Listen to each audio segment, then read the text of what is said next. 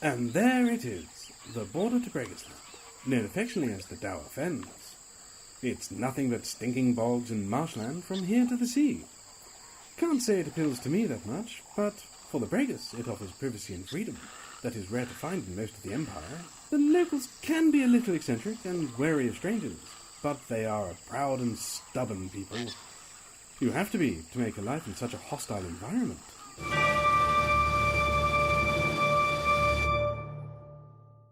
Hello and welcome back to another episode of the LARP News podcast. Today we're coming back up north to go and talk to PD, and I've got a couple of members here from Profound Decisions who we're going to talk about a few things to do with Empire. If you'd like to introduce yourselves again and let us know who you are and what you do.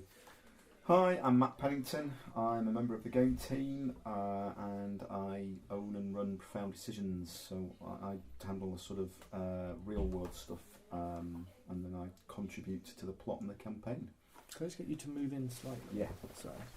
I'm Andy Raff. I work for PD. I do a lot of the writing and campaign design and world building for the game.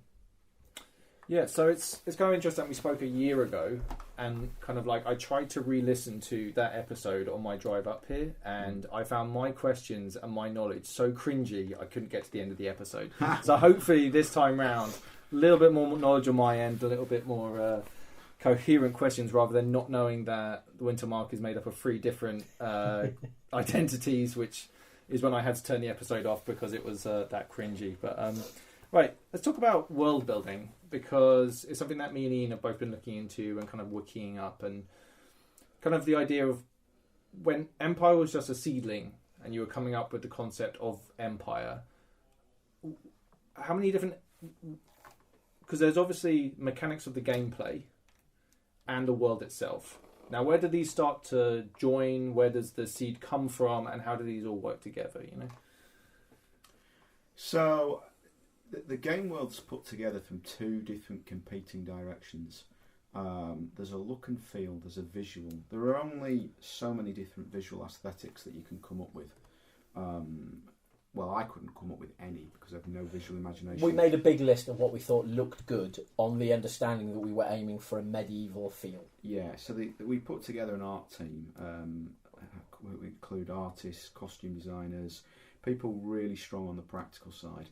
And they began to pull together visuals and going, well, there could be a people that look like this and dress like this. While that's happening, you've then got a bunch of creatives who are really just throwing thousands of words at a blackboard to see what sticks. And they would come up with conceptuals, early kind of, well, it could be a nation like this, there could be a people like this. And is this starting with the nations that make up the Empire itself at this stage? At one point, Empire was a PvP game set in a Balkan-like state in a steampunk era, in which a revolution had just taken place. Yeah, that was our initial point coming out of Maelstrom. Yeah. Then we went through a lot of discussions about it, about whether that was going to be fun. We accidentally, one of us, I forget who, it was me, reinvented the Lorien Trust Ritual of Peace as an explanation as to how all these people could get together, and we realised that wasn't going to work, and we came around to the idea of having an empire, having a stable situation. And then we went with the medieval setting and started working on the look and feel.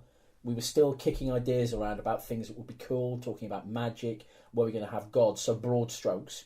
And once we'd got the list of, I think it was about a dozen look and feel, solid look and feel things, which were photos, that's the point at which we started to talk about, well, this nation of people in plate mail, because that Arthurian look is good.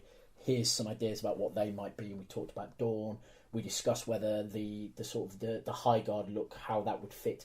We knew we wanted some broad themes, but it wasn't until we got the look and feel that we started to nail down, to begin to nail down the actual nations. Yeah, I can't remember how much we'd written before we introduced the visuals to the process. We had a forum called Drittenspiel, because for a while the game was called Third Game in German, with the penguin font. And we had a load of stuff on there, almost none of it, with the exception, I think, of Greater Radsborn, which was the original version of the Marches, a sort of pastoral English agricultural apple-based society, actually made it into the game. No. Not a lot of it. We had all sorts of crazy stuff. I don't suppose you remember Quantum Voodoo Snake Gods? I don't remember. No, a lot of maths in that one. And then we had a lot of cool ideas on that. And some of it went through Craig Burnett's idea of no resistances, because resistances is annoying for the person using an ability. And sucks. Yeah, that was a as in key the ability thing. to ignore. Yes, to say core. no effect. It's not really resistance because we do have some elements of that around our heavy armor rules. But Craig pointed out, and we had a long discussion about the fact, again coming out of Maelstrom, which had a lot of weird different resistances, that somebody being able to say your ability doesn't affect me. It's breaking. It's not a good experience for the person doing the hitting. Yeah. Well, I would agree. The heavy armor is a very if you shoot someone with an arrow and they're wearing heavy armor, it's a very easily visual display. It's also it's something easily communicated, for example, by tapping on the chest or something else where it isn't necessarily immersion breaking. There was the other element it has. It's nice. It's got a sort of what you see is what you get idea to it. You're not usually unsure if your ability is going to work or not, because most of the time when you're doing a no effect, it's because you have a special skill or ability that isn't visually. You're talking obvious. about rules there, and I think so at some points the rules influences rules and setting design. You can't divorce them completely. I mean, I have no interest in the approach to role playing that says let's create a completely universal set of rules. None whatsoever. I think it's a flawed concept. The rules support the aesthetics and the conceptuals of the game that you're trying to bring together. You don't need complicated rules for melee if you're running a futuristic sci-fi game where everyone's got guns. The rules are designed in tandem with the world, because you look at the concepts and the things that are coming together in the world and go, okay, well the rules can support that like this. But generally, it's a parallel development to some extent, but each has to keep its eye on the other. But yeah, basically we did endless sequencing of throwing ideas, and the early stuff was all about throwing ideas. Then at the point where we got the core game concept, and the core game concept is it's one empire, made up of a bunch of nations, so you have a shared loyalty and a rivalry. From the outset, you have a shared loyalty and a rivalry, which solves all those problems about why are we turning up in a field. If we hate each other and want to kill each other, why on earth are we in a field together? Something that literally made no sense for the 9 years that we ran it for Maelstrom, where people who hated each other would all turn up in a field 4 times a year for no good reason at all. I think the festivals that were supposed to be a time of peace for everybody to come together were provably much more dangerous than the other 12 months a year. You got that concept. You got a shared loyalty, a single shared underlying loyalty with rivalries, not hatreds, rivalries, and so forth. And then we began to basically go, okay, of all these crazy ideas for worlds and nations and settings and people and races, what starts to come together? And then we would pick out the best ideas, and then we formed little writing teams, and we said, Ian, Rachel, Damo, can you develop that? Harry and your team, can you develop that? And then they would take what looked like the kernel of a good idea. They would spend 2-3 weeks writing that out into sort of 3,000 or 4,000 words, and then it went back to me and you, and we would go through it with a fine-tooth comb and look at it and see whether it had worked, what needed editing. And effectively what we had was a bunch of writers creating lots of individual content, and then you and me were then bringing it back to coherence. And our emphasis all the time was on what we'll play on the field. Yeah, that's really important. How will this be fun to do in uptime for players? Yeah. As a player, that's how it plays, right? Like, so I'm a Navarre, I'm proud of my nation as a Navari, but I have certain feelings towards other nations and other groups. Like, I have friends who are flat out racist against orcs, and I forget. I'll be like, hey, I'm going to go and see an orc friend of mine or whatever, and they're like, what, some orc scum that doesn't have a soul? And I'm like, oh, I forgot that you dislike those people or whatever. Racist. Yeah, you're a massive... you're a nice guy, but a massive racist, So, yeah, I think that's very true. Like, especially when you see the different nations interacting with each other. Like, there's always a good acid test of that, which is there's not enough room to go on a skirmish, and you have different nations show up, and how they all kind of act towards who deserves to go on said skirmish. It's, so maybe more... aggressive Dornish players would like to go, for example. It's good fun. I've just remembered, it's a slight tangent, but there is a skirmish element to it. Do you remember the version of Empire that was set on Mars in the far future? and you travelled back through the Sentinel Gate to the past to steal resources, steal water from people so that you could survive, and nobody had any idea what had caused the ecological disaster that had destroyed the otherwise lush surface of Mars. Well, obviously, it would eventually become apparent that it was people from the future coming back. Yeah, I was going to say. And weirdly enough, one of the key problems we decided that wouldn't work with that otherwise genius setting was that there weren't many deserts in England that we could hire to do LARP events on. Can we run our game up Candleston? It was and that was a brilliant 50-person game. I'm really proud of that 50-person game, and it would have been a great 50-person LARP. 50 LARPers. But even that gave us some things, because a lot of the stuff we were talking about those raids back into Past Steel Water, laid some of the foundation for where we went with things like skirmishes and battles. We knew we wanted people to leave the safe location to go to dangerous locations to do adventurous stuff, and then come back to the safe location, even at that point of the game. Yeah. When it was on Mars in the future. This is another question I was going to lead to anyway, but it's a good time to bring it up. Scale. Right? Because there is a difference, like you were just alluding to just then, there is a difference between a 25-person, a 50-person, a 100-person, and now we're at, 2,000 people attending Empire? 2,100. Yeah. It's big. So, we'll go into this now because we're talking about it, but scaling. Has that been a challenge? Have you been a victim of your success, basically? Is there any aspects of that? I don't think so. I mean, people are always asking me that question. When I say that game we talked about just then, where they were going back in time and blah, blah, blah, would have been a great 50-person LARP, that's not because the game was set up to serve 50 people. That's because, in my opinion, it would have interested 50 people. It just didn't have a broad mass appeal.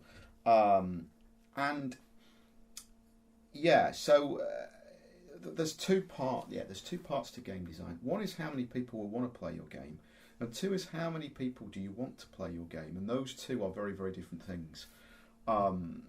We're a commercial LARP company, so at the end of the day, we're always trying to run big LARPs. There is no part of Profound Decisions is set up to commercially, profitably run 50-person LARPs. I don't want to say it can't be done, because the moment I say that, someone will prove me wrong. But, for us, the economics of it, our analysis breaks down very clearly that you want over 1,000 players to be in the regime where you might be a commercial LARP. So we were always trying to build a giant, massively multiplayer game where it's all about a persistent world, and you moving through the world and meeting these hundreds and thousands of different characters and having those interactions, and those interactions being meaningful and important. So we were always trying to build for that scale. Empire has approximately close to doubled in size over the last 3 years. It's gone from sort of 1,300 players to 2,100, and that hasn't really made any difference to us. We're a bit busier on the phones, a bit busier on the emails. Part of it, I think, comes down to the way we approach the design. There's a lot of different approaches to LARP. One of them is a lot of things are about NPCs bringing you information. You interact with the NPCs, and game develops around that. Because we wanted to build a big game, we would need 100 NPCs constantly being active to provide, to serve game to 1,000 players, and that wouldn't scale. Yeah, wouldn't scale. So we tried as much as possible to build the game around the idea that 90% of the stuff that's going on at Empire with players interacting with each other. We can give them things to interact about. We give them levers, which are ways for them to change the game or to achieve things and things along those lines. And we rely on emergent narrative of lots of different players and characters with different agendas they've created themselves, bumping into each other, interacting with the things that we're creating, and then producing the game themselves. And that does scale up. That does scale, and that's the point, really. And I think if you look at, my hunch is that there is LARP that there's a structural design to LARP around 5 to 20 players. There's a structural design to a LARP that is between sort of 25 and 75 players. There's a kind of LARP around the 75 to 150 people. And then once you're past that, if you've designed your game to have more than 150 players, I don't understand why it would suffer if there were suddenly 2,000 players, because it was designed with players interacting with players. If you've done your job right, and that is my opinion, then it will be designed with around players interacting with players. At which point, the more players there are, the more interactions there are, the more game is. It comes down to something I've argued for a long time. It's about ratios. If you go to a 20-person LARP, there's probably 20 players and maybe 10 NPCs. So at any given time, you're 33% likely to be interacting with an NPC, because they're 1 out of 3 people at the event is an NPC. If not more, if you consider people are going out as one character and coming back in with another. The majority, therefore, of your important interactions will be with an NPC. And so the NPCs become a natural tool for you to create game out of, because lots of players are interacting with them all the time, and they're a very powerful device that you can use to do that with. That does not work for shit in a large game. I have a huge crew. I have 400 crew. But 50 of those are doing tents. The actual number of NPCs I've got is probably only about 30 at an event. So I've got 2,000 players and 30 NPCs that are going out in plot roles. So you just need to run the statistics through your head and realise probably many players will never meet an NPC the entire weekend. So how are you going to keep a person busy through their interactions with your NPC that they're never even going to meet? Never going to meet that character. The important interaction in a massive fest game is players with players. And if your game is not built from the ground up with the understanding that those are the important interactions, then you're not building a fest game. Well, that was a question from Matthew. I'm going to butcher your surname, sir. I apologise. Sledgeman. He's actually from South Africa. Right. So that's kind of cool. So there you go, Matthew. I hope that helps you with your own games in South Africa. So that's pretty cool. Yeah, if you're interested, Matthew, in those kind of, I could talk for hours about these kind of design and does. Yeah, so feel free to drop me an email if you want. You've got more questions on that. There you go, wicked. I found the. So when you're building. So we've got the empire, right? Mm-hmm. You've got your nations. We went through different themes and how they maybe interact with each other. How do you design the history of the empire? Because there's an extensive canon on how the empire got to where we are now, or at least when the empire started. How do you going through and building a history for a fictional world? So let me think. We had a lot of phone calls. Once we'd settled on the idea of an empire, we talked quite a lot backwards and forwards. We nailed down 2 key events. We knew that we wanted the empire to begin with an empress bringing people together at a time when humans were being threatened by orc barbarians. Yep. And we knew we wanted the game to start with the throne having been catastrophically emptied, because that gave us an opportunity to use, the time of crisis? I forget what we called it. We came up with some bullshit name for it that explained why, under certain circumstances, if an empress had been killed on a Thursday and all of her friends had also been killed on a Thursday, then we emptied all the positions and everybody got to elect their senators and generals again. And then we used that for about a year as an excuse for every change we wanted to make. And then we used it for another year when it was starting to get a bit tried out. So those were the 2 bits we knew we wanted. We knew we had a bit of a theme. We talked a little bit about how some of the humans would have different origins, because that would allow us to shake things up. And then we left the history until after the writers had done their pitches on their nations. And one of the things we wanted from all of them was a history.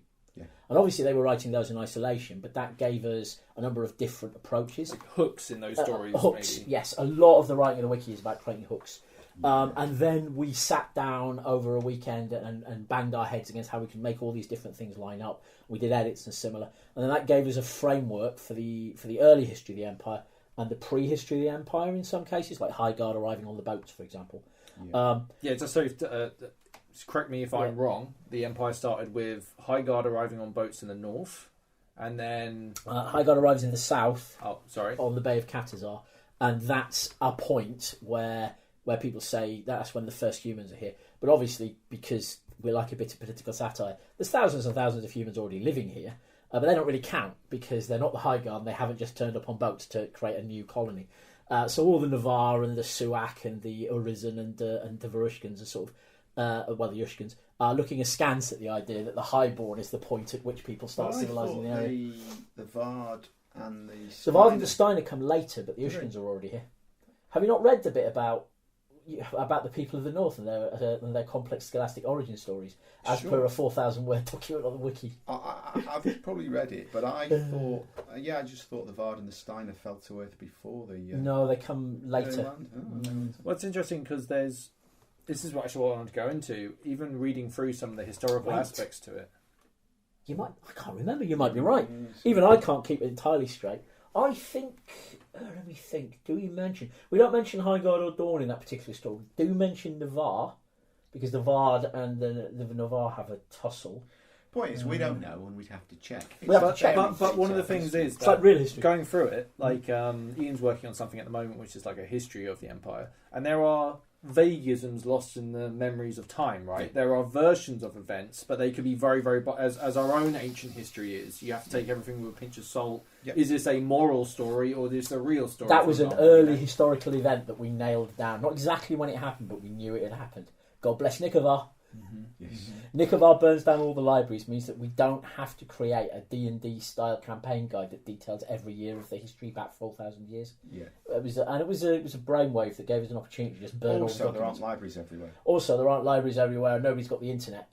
So we were intentionally able to leave big chunks of time vague, so that we could either go back and develop events in them later, or plot writers can go back and develop events in them, or better yet, we can just leave them with unanswered questions and let players argue about what their characters think was the important thing. But to go to your question, I think, the classic has got to be the Vard and the Steiner, who, according to their history, fall to Earth. They literally fall out of the sky, and that's how they arrive here. Is that true? Well, that's an interesting question. I'm not going to answer that now, neither in a million years. It's easy to see that as a metaphor. It's absolutely... It just screams metaphor. It must be a metaphor for something. They clearly can't have just fallen out of the sky. But equally, this is a fantasy setting, and me and Raff are quite deliberately contrary at times. The Steiner and the Vard get a lot of the press, but we shouldn't forget that the Suak claim that they are descended from a magical woman on a mammoth who comes out of the frozen north, and half of whom's children turn into seals. Yeah. Which sounds like a metaphor until the Hilger plot starts to develop, in which there really are shape-changing seals in Surma Suak. Who regard the Suak as their brothers and sisters. As their relatives, and it raises questions. It kind of gives you the ability to add plot now that might be relevant to something that is vague, or something that could be controversial to a different nation, right? Their versions of how things happened might well turn out to be something very interesting. We were building for the long term, so we've put some obvious mysteries in that we knew we wanted to develop over the course of the campaign, and a couple of those are only really beginning to come out sort of 7 years in, and they're not the big ones either. Well, one was quite big, but not big world-changing things. But we also just threw loads and loads of stuff in as well that we had no intention really of developing, but was there to give other writers and even player events in some circumstances. There's been at least one Navarre player event that's built on just a throwaway line on on one of the territory pages, because we wanted there to be rich stuff there. Because the advantage it gives you is if somebody goes and develops something about the Semastones, for example, a chunk of the players who are interacting with that plot about the Semastones will already know that is a place in Dawn which has a powerful and mysterious summer aura. Can you just explain what that is? It's a place in Dawn that has a powerful and mysterious summer aura. That's all there is. And that's all there is. That's all we've written. But as soon as the plot writer starts to develop that, they and the players who come to interact with that bit of plot know that there is something, know a baseline information about it, and that makes it feel like it was all planned from the very beginning, and like the world is real.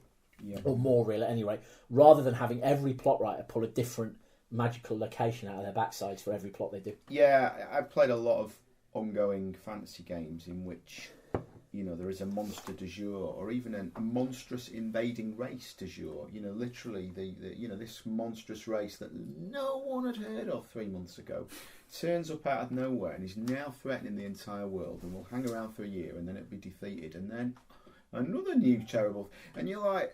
I am going to criticise. The weakness of that approach is that it undermines the reality of the world. It makes the world feel shallow and unbelievable.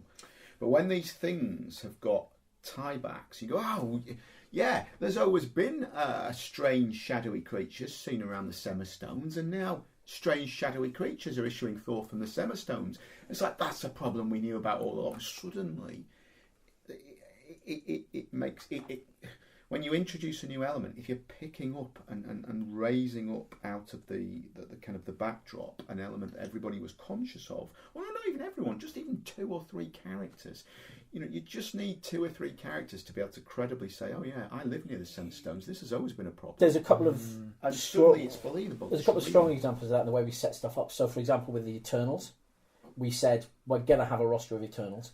We might expand that, but it would be a big deal if we expand it. So when a plot writer came to us in the first couple of years saying, I've got this great idea for an Eternal who is like this, we would say that's cool, but you could run exactly the same plot using this Eternal that already exists. Yeah. And because you're not creating a new element that is cool and exciting that we can see future plot writers dealing with, we'd rather use the stuff that's already been created. We've added to the Eternals, but not a lot. And we did exactly the same thing with races. Neither of us, we tell different anecdotes, but neither of us has any patience for those worlds where there's 500 different types of humanoid creature.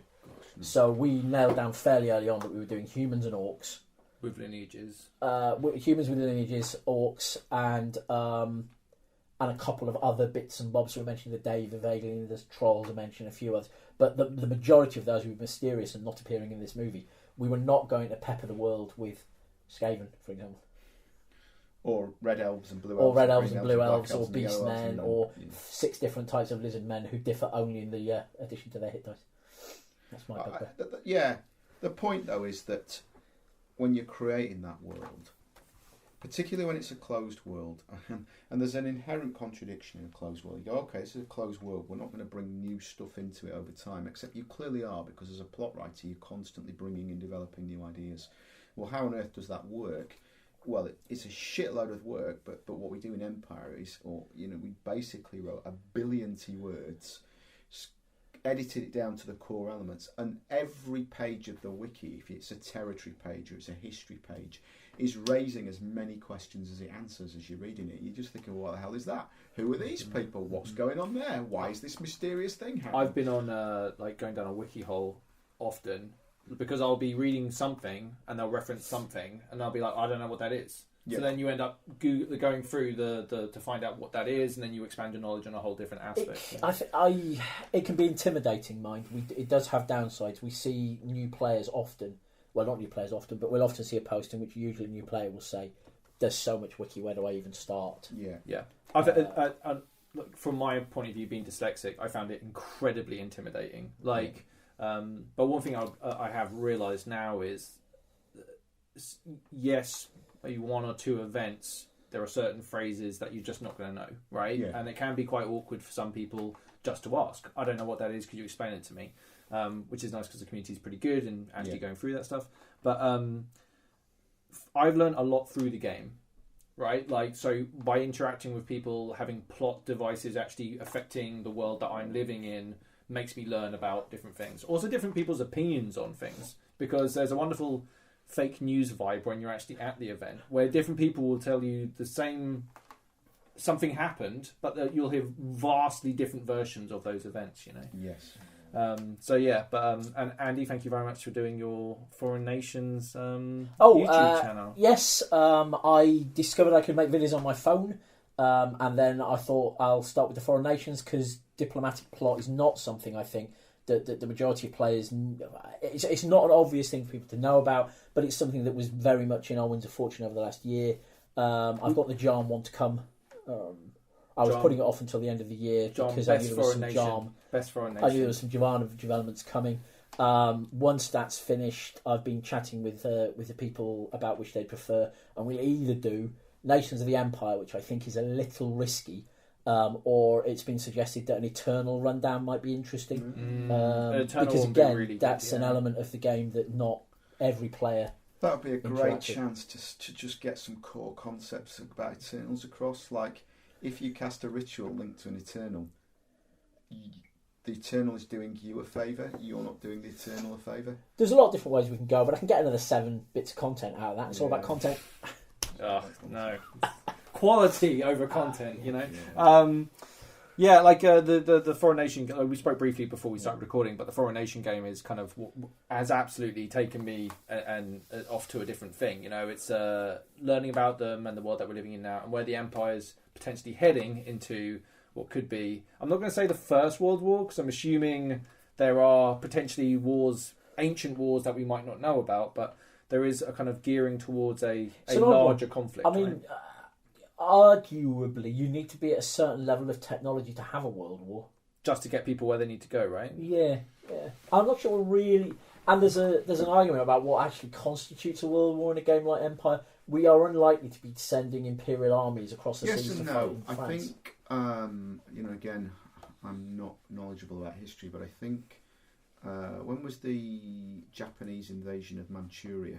That would have been like mid-30s, early 30s, yeah. And as you put, so they took over, they had Korea, then they had Manchuria, and that's, I think it was 36, 37 when they actually invaded China. Right. So that was the big send-off that actually kicked off that whole regional war, you know? Yeah, is that part of the Second World War? I think the point is, I think I'd argue the real lie is the First World War, because it clearly isn't a world war.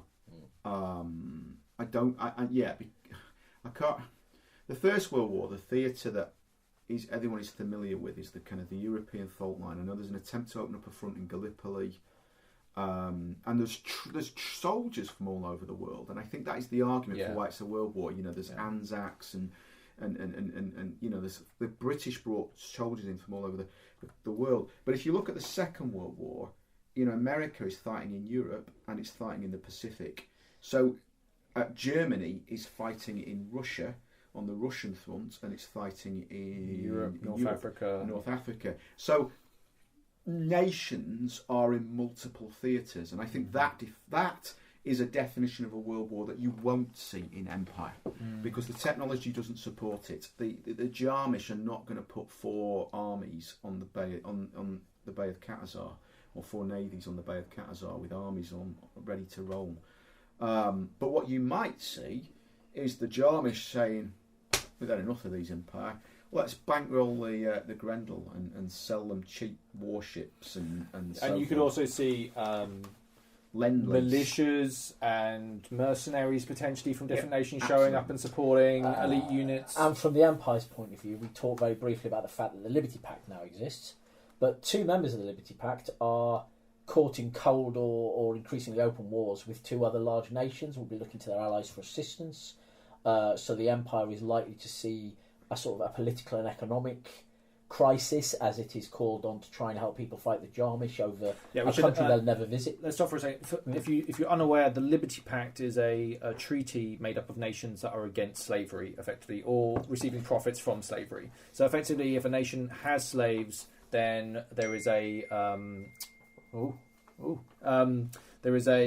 trade embargo or tax on people that trading with these nations, a la First World War. When you start having trade wars and tariffs and embargoes, it starts to build tension.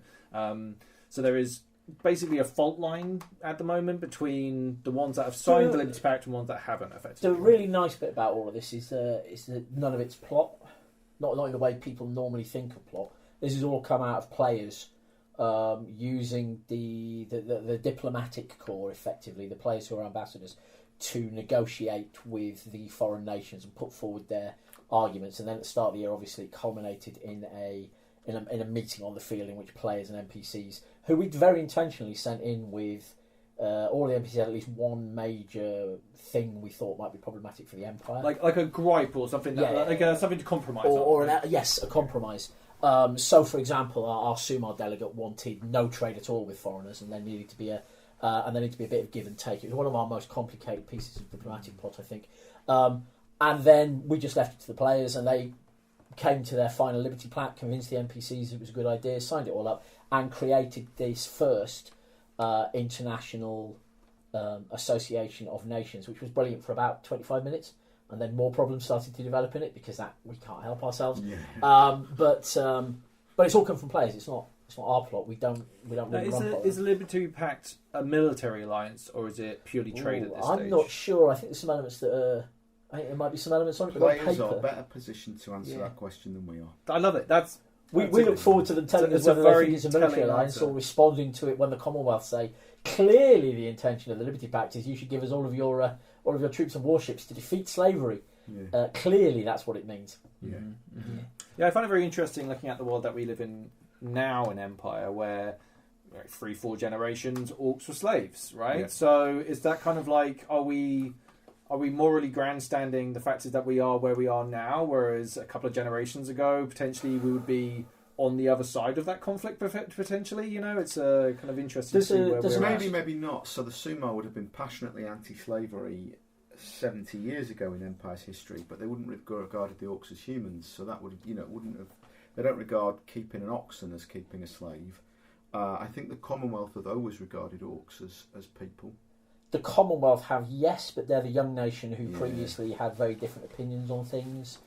But yes, without a doubt, that there's a relativistic effect going on here, that the Empire is taking a very high moral ground over the issue of slavery. Mm-hmm. But it really wasn't that long ago that it was a powerfully race-based slavery. There's a criticism which I've seen put forward, and I don't entirely disagree with it, but I don't entirely buy into it, that slavery has become, for the players, an easy touchstone for good and evil. But it makes me laugh, because as you say, up until very recently, the Sumo didn't think orcs were people. And I'm still not entirely convinced by that idea. They don't have slaves, but they still slaughtered orcs whenever they got the opportunity. The Empire has outlawed slavery for the last 50 years or so, but they still murder large numbers of people with cursing rituals, or stick people on spikes with their quality keywords, and make compromises. One of the people who's joined the Liberty Pact has cheerfully given up slavery because they weren't really doing it anyway. But they still think the Empire is basically a hotbed of lunatics who worship an evil creator. Mm-hmm. Good and evil is more complicated than slavery. It's just, for us, it's a social issue kind of thing. I've seen this happen on the field a few times where our modern day sensibilities, and this is a very dangerous thing whenever you're looking back at anything in the past, right? Like there are people that we still consider to this day to be heroes, but when you dig deep into their past, they're morally bankrupt under today's standards. Do you think that there's an element of like people's view of the world today affects game? I'll take a controversial opinion. Far less than people think. Interesting. Okay. Far less than people think. The classic is slavery. The classic issue in live role playing is slavery.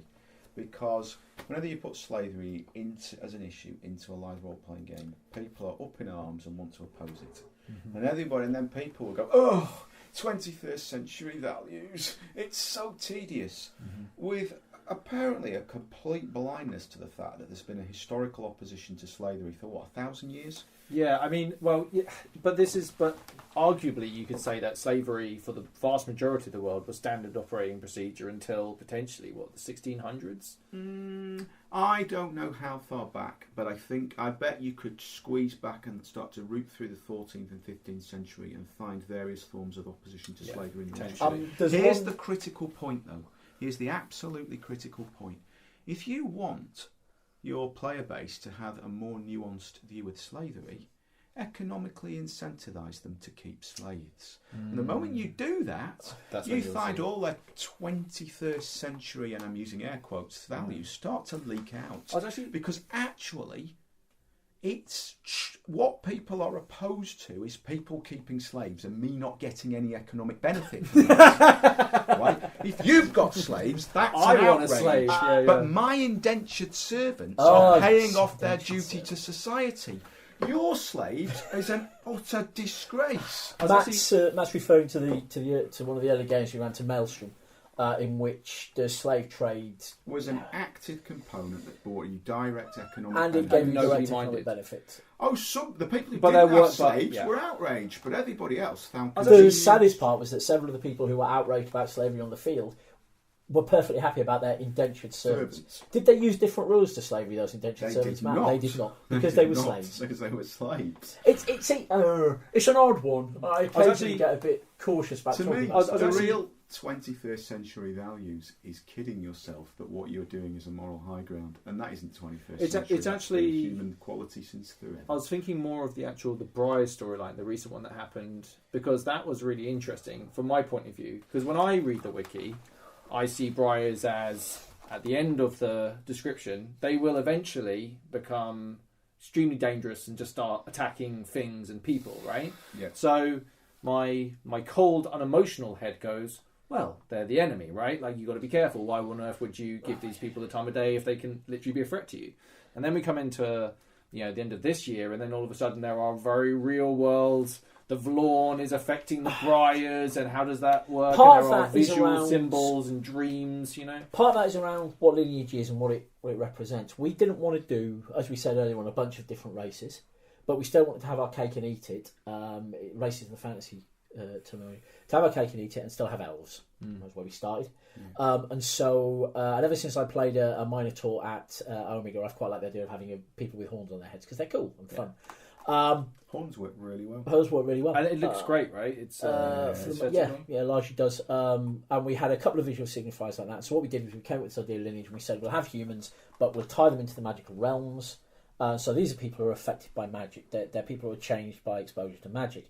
And that led us to the idea of, as well as having the physical role-playing physical trappings, we have the role-playing trappings.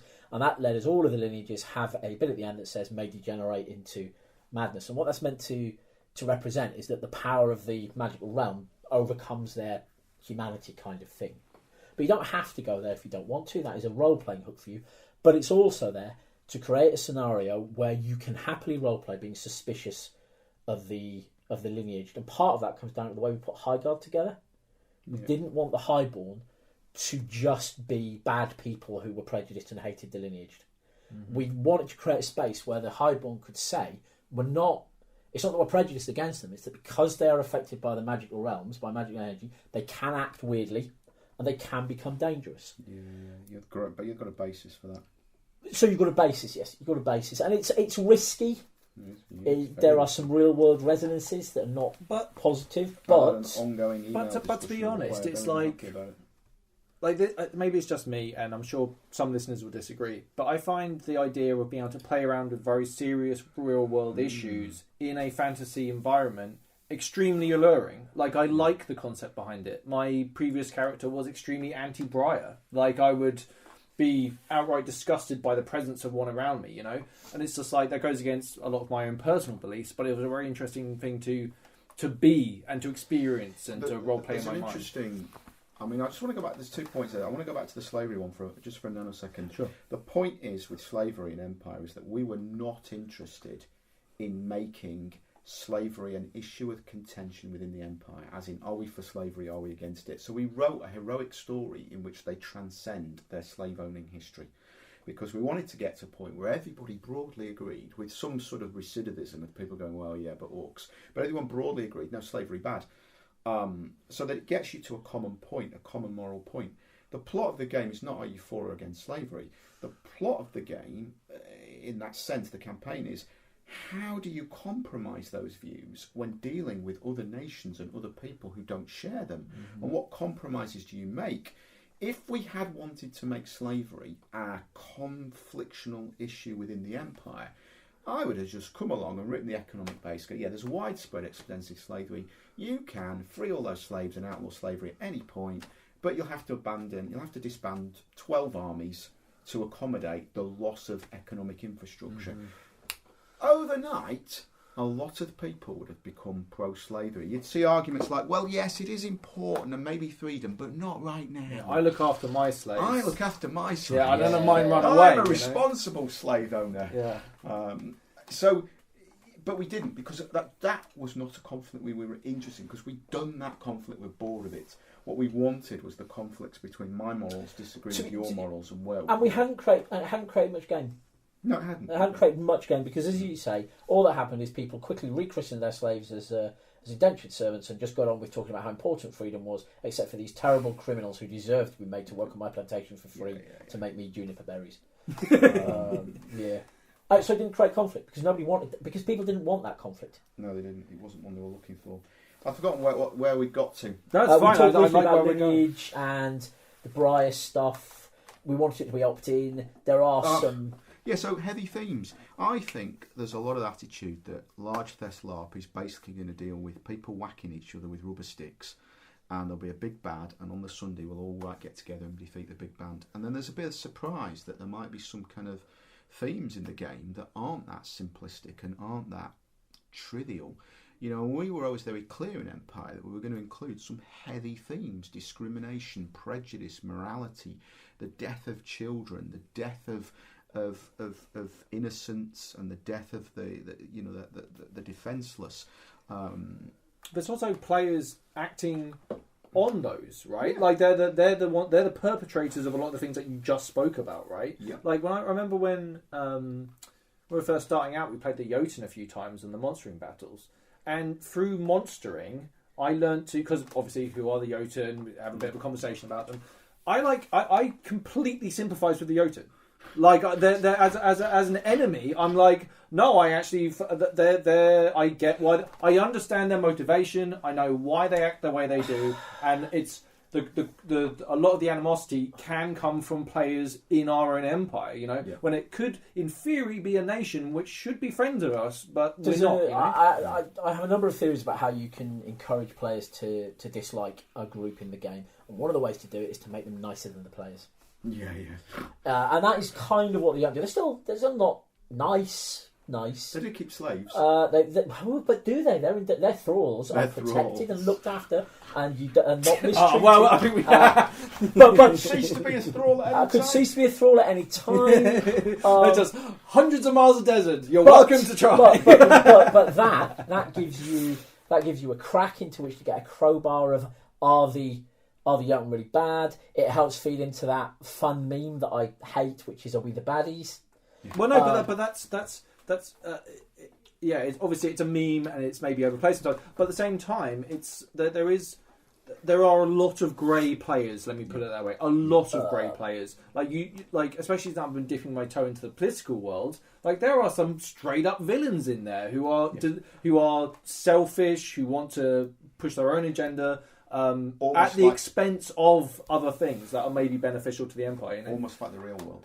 Extremely like the real world. In fact, the politics game is so much like the real world. I kind of went in there with very childish impression. I'm going to go there and I'm going to give a really good pitch and then they're going to elect me. You know what I mean? And there's so much more to that game. You know, like we did a whole podcast about it. We spent a year, I think, trying to do a diplomacy podcast, and at the end, just gave up. And Matt used a lot of modern examples of political scenarios. The Brexit one, what we call the Brexit one. And it's been interesting over the last couple of years seeing some of the attitudes that we sometimes see in the real world portrayed by characters in our role-playing game. Constantly scared these days because my other hobby is reading the news. I probably spend 2-3 hours a day reading, the American political news, geopolitical news. I was going to say you've aged a lot in the last year, so. I just that's my passion. But you read it, and half the time I'm thinking, oh my God, this reminds me of Empire. Yeah. Just the parallels between certain characters and things that are happening, and then you see it in reverse where.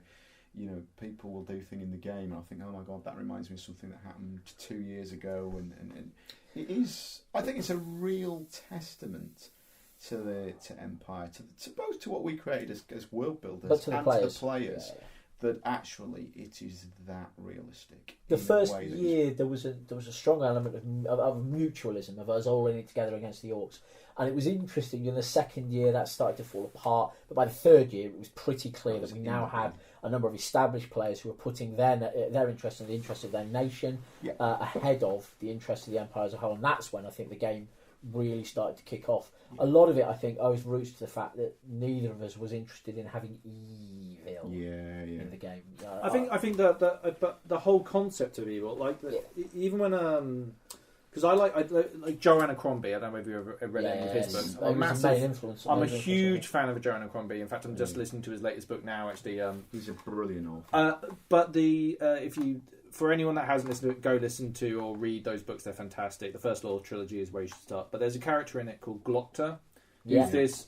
Basically, a lot of the book is written from the self point of view. I did it, whatever, and it kind of gets into this world. But there's this one character who's so morally grey, but my favourite character in all of fiction. He's a nobleman who was kidnapped in a war, tortured for many years, came back to his empire, this shell of his former self, and he got back and basically became a torturer himself. So, but I think it's a despite testament- him torturing people, I'm rooting for him every second of the book. I think right? it's a testament to the way Abercrombie set stuff up. That when I finished the first Law Theory, I thought Glockter was probably the hero in the more traditional sense, most traditional sense, and your actual, while being terrible. Yeah, and your actual heroes in it are not heroes at all, right? No, like you they're could, awful people. what's the guy with the really high pitched voice called? You know, anyway. They're not awful people. They're just flawed. Yes, They're flawed people. They're real people responding to real situations in real ways, and they are neither angels nor demons. We're in danger of getting into low fantasy versus high fantasy We are, discussion. it's fine. That's, I mean, if you, Oh no, we've had it. Okay, a lot of you only times go in for it, different okay, places. sure. But we aimed for.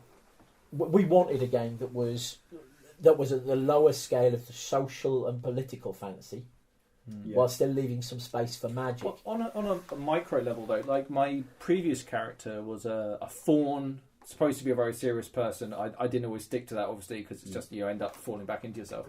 But one like microcosm of that was not smiling. Right, my natural. If I meet someone, I smile like immediately. It's like it's programmed into me by society or whatever. You know, trying not to smile was so jarring to try and become someone else that it really made me realise, like, wow, how much of me can I separate from to experience something else? And then, like, I threatened a character who was a passing comment for me. I just, if this thing doesn't happen, I'm going to come and get you, or something like that. Something really mean, and I walked away.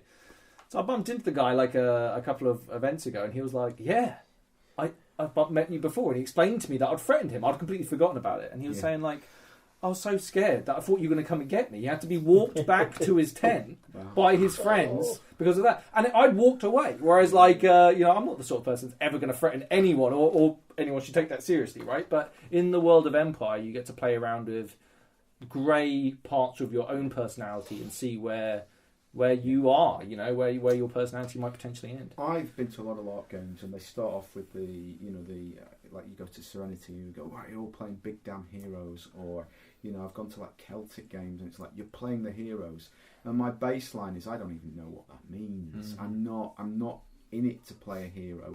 I mean, partly because I prefer to play the antagonist of the story rather than the protagonist, but mainly because real people are not heroes. Real people are not heroes. Real people are complex characters with and you see this all the time in reality. We'll dig up some Gandhi. If you go and read the history of Gandhi's a massive racist. Yeah. He goes off to South Africa when he's about 18 years old, and he writes some really unpleasant things about the black inhabitants of South Africa. He's a massive racist. There's the historic. That's not historical revisionism. You go and scratch the surface, everyone's like, he's a massive racist. He's also an extraordinary heroic figure who brings a peaceful revolution to India and throws off colonialism in India. It's like, is he a hero or is he a massive racist? And if you're demanding moral absolutism and moral purity from either your literary figures or your role-playing figures or your historical figures, well, you'll be disappointed in history, you'll read shit books, and reality will make no sense to you. There's no such thing as heroes in real life. It's grey. It's just grey all the way down. And if anybody asks me what my favourite part of the podcast was, I'm going to say it's the bit where Matt talked about Gandhi. It's just... No.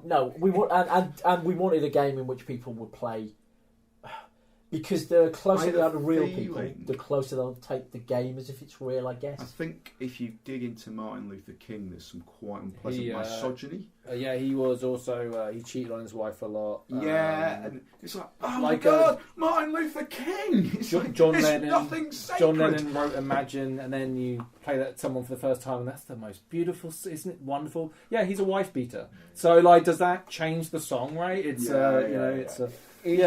moral absolutism. If moral purity is your, and the thing that frustrates me is that's people's starting point. It's like, well, anything below absolute perfection is just not acceptable. And it's like, in reality, we all want to aim for up here, but we need to understand that no one ever gets up there. A nice thing I think about Empire, and a testament to our player base, is that you can play somebody who is a hero. you can play that kind of straightforward, heroic character. We encourage people from Wintermark, for example, constantly to do it, but you're doing it against the backdrop of people who will make secret under the table deals with Druge and arrange for you to be sent on a suicide mission to get you out of the way so that they can present you as a martyr. And that is just players playing their characters. So you can play the hero as long as you understand that you're in a world where heroes get killed. To pick another modern day historical figure, John McCain. For those who aren't familiar with presidential candidate McCain's history, he was captured in Vietnam and he was being tortured by the Vietnamese, and his family, who were very, very powerful back in American politics, did a backroom deal with the Viet Cong to get him released. And he said, I'm not going without the rest of my men. Now that's heroism. Whatever you think of these politics, completely wrong. That's heroism on an astonishing level. But you can only reproduce that satisfactorily in a game world with the real understanding that he must have been aware there was a good chance that that decision meant he was never leaving. Yeah. It's easy to look afterwards where he comes home and everyone pats him on the back and goes, my goodness, you're heroic. If you know triumph is inevitable, heroism is impossible. In fact, I find that really interesting on the battlefield, because there are a lot of players who talk a good game, and when the shit turns south, they're the first to run. Do you know what I mean? And it's just like, it's quite interesting to see how... But on the flip side of that, there are people who surprise themselves and step up and become leadership through their own force of personality that maybe even surprises themselves, you know? The Empire is a low fantasy world. It does not let you role-play being a hero, but you can be a hero.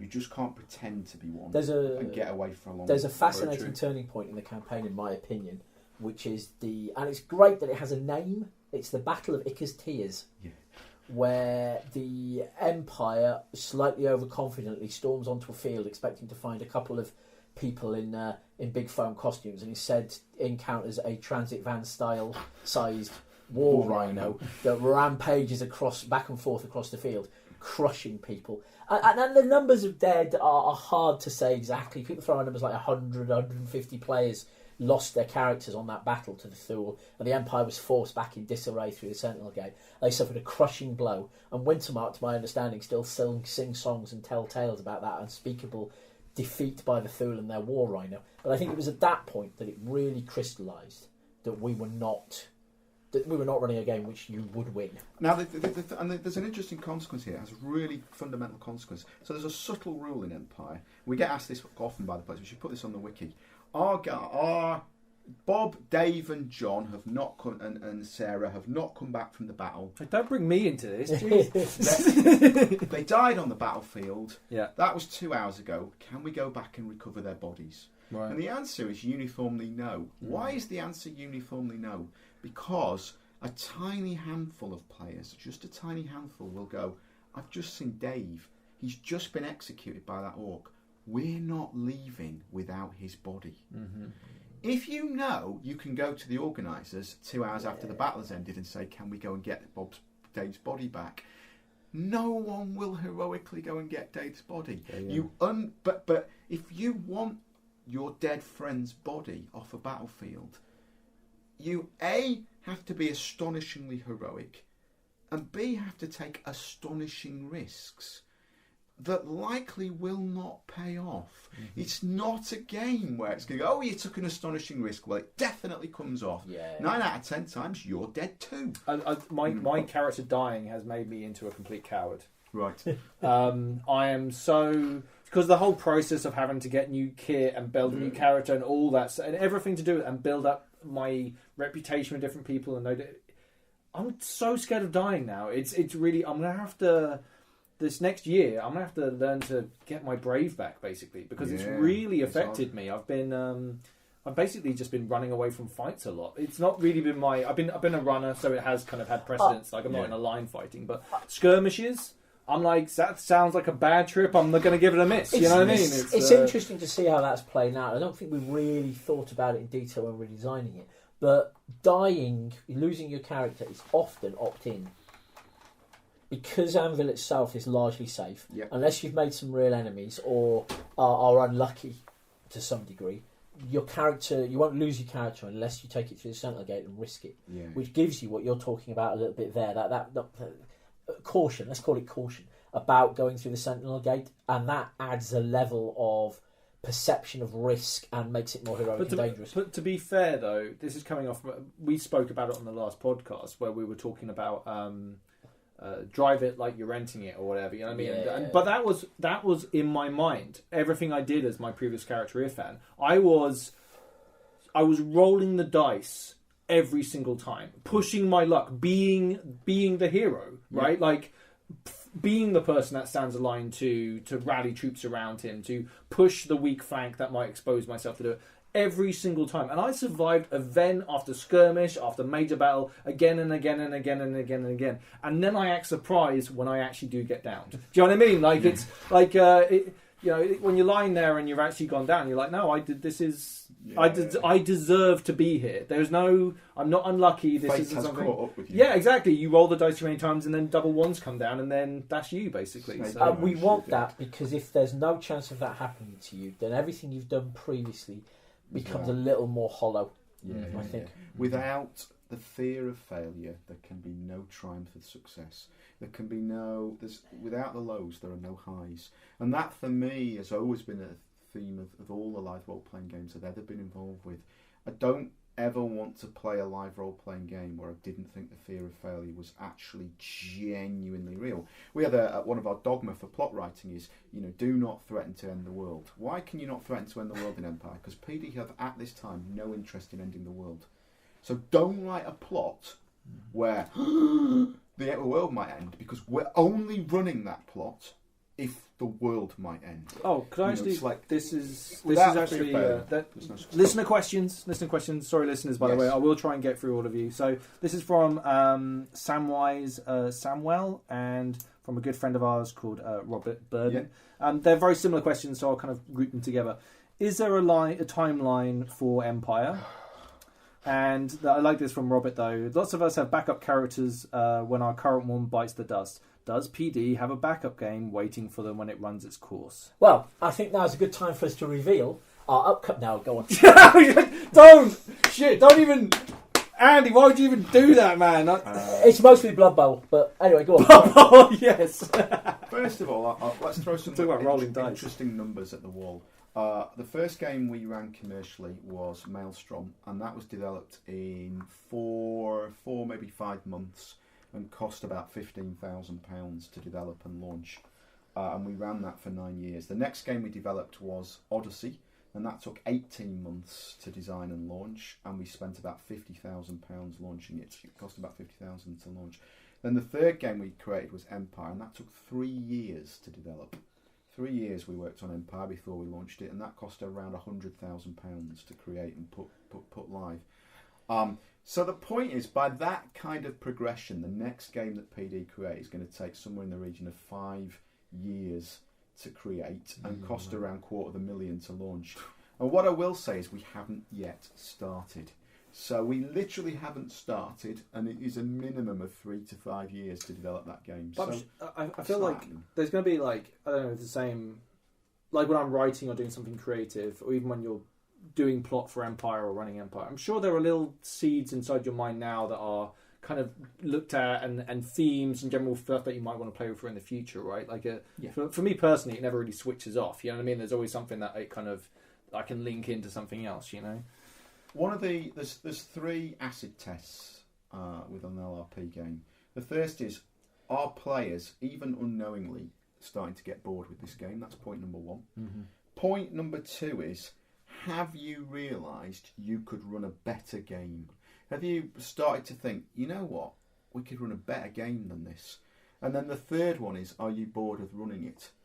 And those are the 3 tests that start to put a little tombstone over a game, because once it starts to fail those tests, once people start going, you know what, the game's just not really going anywhere or whatever, they're losing interest, that's a problem. But the classic is that a game has been around for a while and it's gained too much cruft, it's got too much precedent that's now fixed and can't be changed, and broken things that don't work in the system. and so on and so forth. And after a bit, you start to think, I've got a much better idea for a better game. I don't ever want to be running Empire and in the back of my head thinking, yeah, but we could be running this, and this is much better. So one of the things we do with Empire is every year we review it and go, what bit of the game would we change and rewrite if we were doing this from scratch, pretty much. I know some players find it very frustrating, but that's why we periodically do a shake up on the rules. We will look, because the alternative is we stop running the game And start running something better. So we will look at something we think is fundamentally not working, or that we're not happy with the sort of game it's producing, and if we think it's merited, if it's not just a minor niggle, we will change it. I think there's something to be said about the scale of Empire, where it's let's say if it's Empire gives you a toolbox with lots of different tools in it, right? Like each of the nations are a different tool, each of our foreign nations are a tool. And there's lots of different mechanics in there. So if you want to do something specific plot-wise, there's probably, you rummage around in the box and you probably bring out something that fits the bill, or you want to interact with this and kind of like change it that way, right? There's a million pieces of plot that we could run in that setting. I don't believe I could exhaust the plot potential of the Empire world. So you just need to look at, come up with one piece of plot for every Eternal for each of the 10 nations, and you've got 300 pieces of plot roughly. Assuming you only run one piece of plot for each nation. That sort of element, that toolbox element, is one of the reasons that an early stage of all of every plot that our plot writers write for us is we do a plot development meeting over Discord in which they basically pitch their ideas, and we chat through them, and we say things like either that's good, that sounds good, I look forward to seeing how that goes, or here's an element you might not be aware of, or you could do that, but here's a different way you can. So to answer the question, there are no plans of any kind at this point to replace Empire with a new game, none whatsoever. And doing that, going through that process, is a massive investment of huge amounts of time and money, and there's no plans of any kind to do that. And there's no lifespan on the game. It was deliberate. Yeah, we left it open. We early talked about a sort of a shape, an arc that we thought the campaign might go through. Yeah. And we're only now, I think, just even getting close to one of the early milestones. Yeah. I mean, I had a sort of mental picture of like, here's roughly 10 or 15 years of stuff that might happen in the world. And we're probably up to about year 2. We're certainly not a long way in. The Empire, and the milestones are still coming. The Empire's only just recently conquered a legitimately new territory, Nossium. We've only just seen the end of the First Throne's reign. Well, things are going to get very interesting for who takes that. So let's scratch the surface. Let's can I just talk about like maybe defining what, because we've talked about plot a lot. Could you maybe define what plot is and how PD puts that into the game? The fundamental thing we do with our plot, I think, we talk a little bit. We use a lot of backstage jargon, and we try and differentiate between story and plot. And these aren't objective definitions, but we look at plot as a thing that is happening or happens that players can affect or something. Essentially, what we don't do is we warn all of our plot writers not to go into a plot with any expectation about where it will go next. Right. How it will end, what the outcome will be. The D&D type attitude towards it. Some of them are better at that than others. Indeed, and it can be painful. It can be really painful. You set up a beautiful plot, and it's an example from a completely different game. But there's this wonderful plot, and a player has a weapon that destroys metal items and uses it on the metal artifact, and it's like, well, we can either say end of the plot. That doesn't work because we don't want it to, or we can say that's the end of the plot. And that attitude, that specific attitude, is the one that we take. We warn players. If your NPCs go onto the field and are plot writers, so if your NPCs go onto the field and are killed, then we won't retcon that. We won't roll it back. Nothing else. The plot will probably proceed without them. So we'll assume you've had a failed state. What is your failed state? What do you do if they don't do this? What happens if nobody's interested in the orphanage? Those are the sort of questions we like to ask a lot. Get the plot writer thinking about them, and if they're still happy to go ahead with the plot. So my definition of plot is, I think many people's definition of plot, some people's definition of plot when they come to Empire is something mysterious is happening in the world. I'm going to interact with an NPC, discover that something mysterious is happening. Then I'm going to go on a quest, solve the mysterious thing by being heroic and overcoming the obstacle. Yeah, that is a trope of LARP in that is what we perceive to be plot. I perceive plot to be shit happened. What was that shit? Oh, I just don't care. I've no interest in what the shit was. I just want some shit to happen. My only is that shit happens. And for me, plot is the interaction of PCs. Because if we go back to what we talked about, that all of your most important interactions at Empire are with other players. So the plot is the interaction between you and other players. And my job as one of the plot writers for the world is to be having things happening in the world that cause you to want to have interesting interactions with other players. So, you know, a Grendel negotiator turns up prepared to offer a peace treaty with the Empire. Do you or do you not want to sign a peace treaty with him? We have no... You might assassinate that Grendel negotiator. You might bribe him. It could have gone to him and said, look, mate, I'll give you 20 rings of Ilium right here, right now, to go home immediately and say the negotiations failed. You know, all of these are all valid outcomes. The plot is not you interact with an NPC.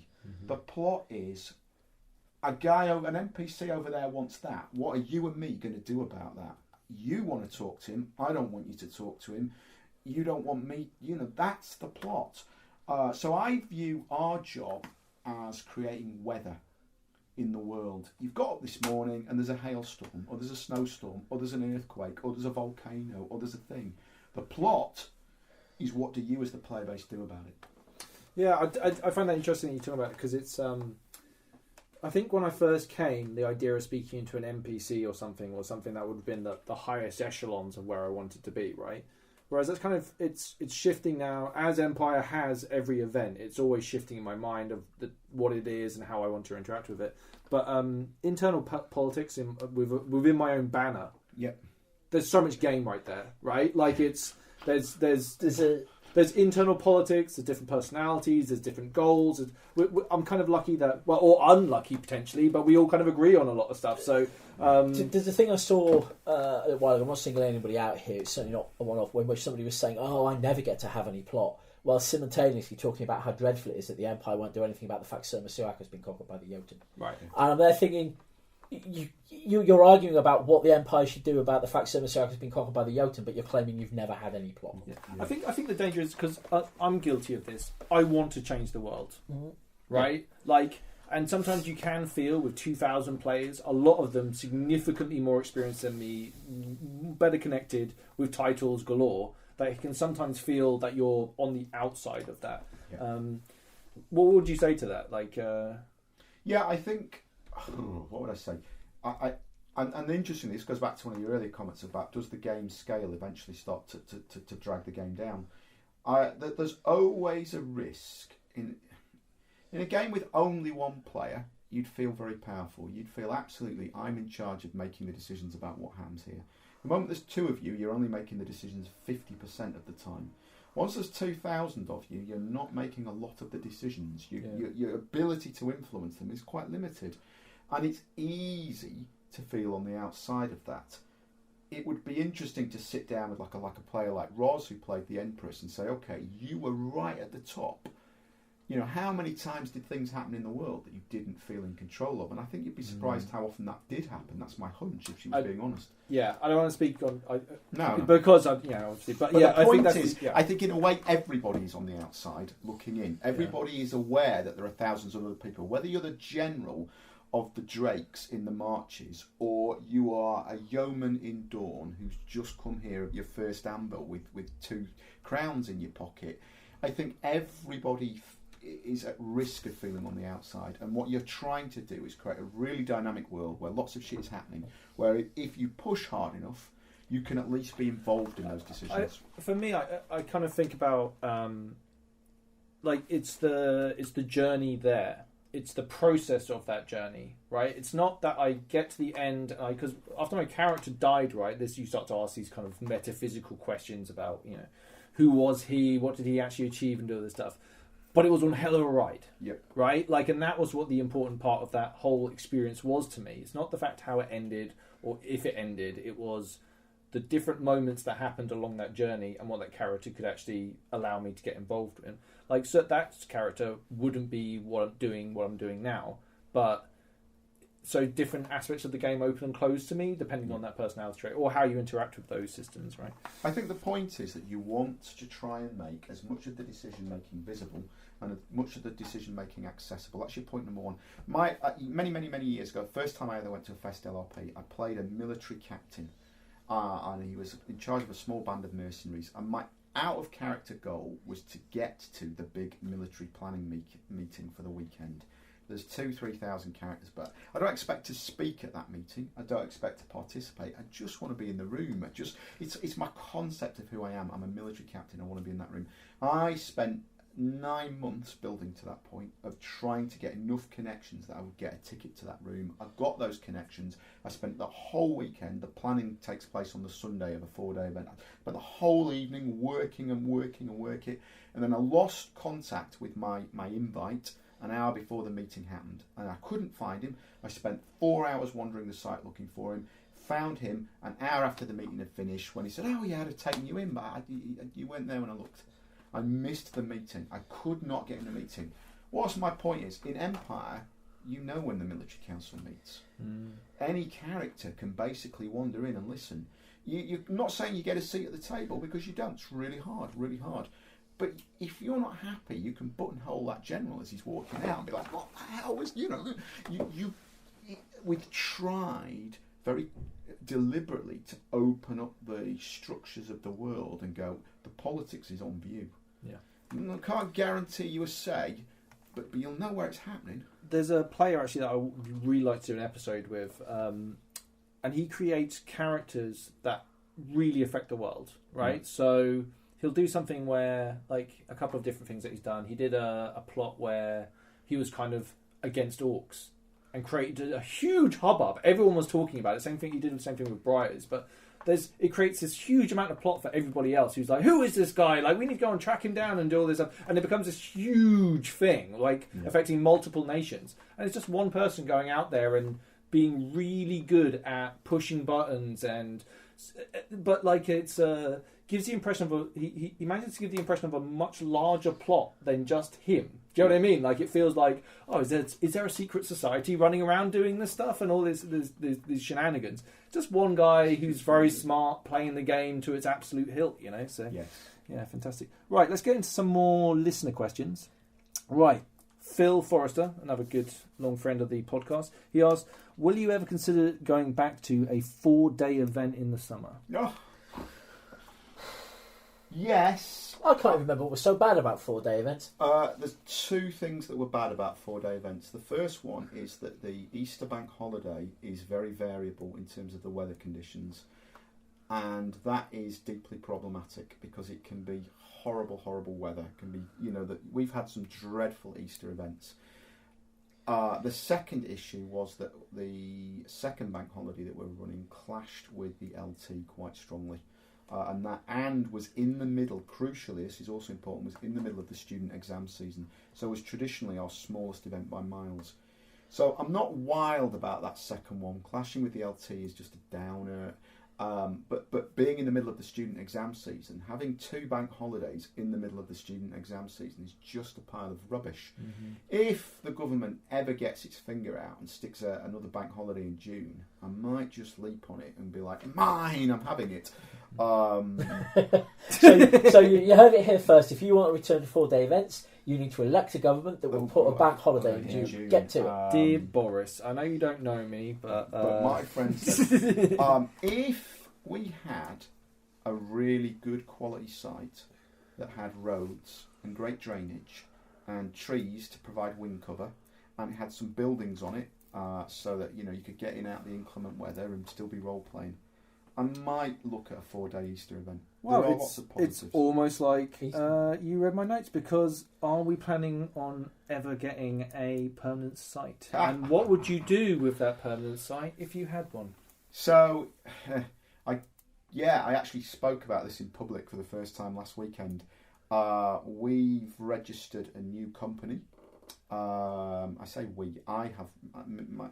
We have registered a new company, which we have created for the express purpose of buying and developing a permanent LARP site. We've got lots of hurdles to go through. We don't have a piece of land yet, so anyone's first and go, oh, where is it? It's like, and we've decided we want to solve a bunch of other problems first, and the big one is the money. So we are looking about how do we get, basically you need a shit pile of money. So it's like, okay, so we need investors, and we are working on that. Would you be open, let's say this magical site appeared, it had all the ticks that you wanted to, location, a few other elements that you wanted. Would you be open to the idea of players being able to make structures there or to be able to affect the world, or would that be managed by PD? Yes and no. I mean, first of all, if we get a site, it will, Empire will run 4 times a year there, and we would want to be renting it to the other games for the rest of the year. Yeah. So the first thing you've got to think, you've got to be looking at going, well, maybe that thing's right for Empire, but it's not right for other LARP games. You've got to think about that. That's problem number 1. Problem number 2 is you've got to think in reverse. Maybe somebody wants to build something that's terrible for Empire but perfect for their game. That's an issue. You've got to and then the next one is quality control.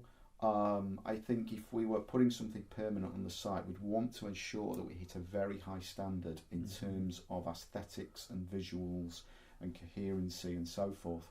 And those are issues about how we handle and manage those issues that we are proactively looking at the moment, and proactively putting sort of working teams together to think about how that is done, how it's communicated, how it's managed, because we want to get that stuff right before the first thing is built on the site. But yes, absolutely.